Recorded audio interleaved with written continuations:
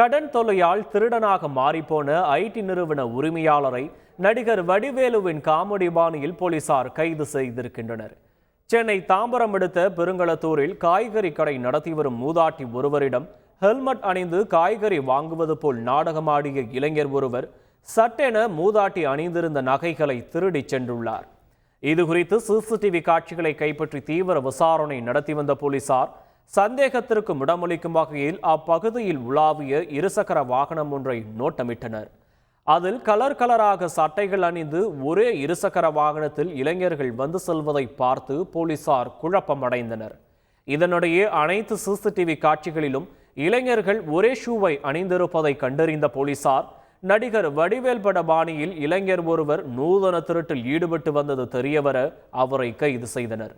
விசாரணையில் கைதான இளைஞர் சென்னை பெருங்களத்தூரில் ஐடி நிறுவனம் ஒன்று நடத்தி வரும் சரவணகுமார் என்பதும் கடன் தொல்லையால் அவர் திருட்டில் இறங்கியதும் தெரியவர சரவணகுமாரை கைது செய்த போலீசார் அவரை நீதிமன்றத்தில் ஆஜர்படுத்தி சிறையில் அடைத்தனர்.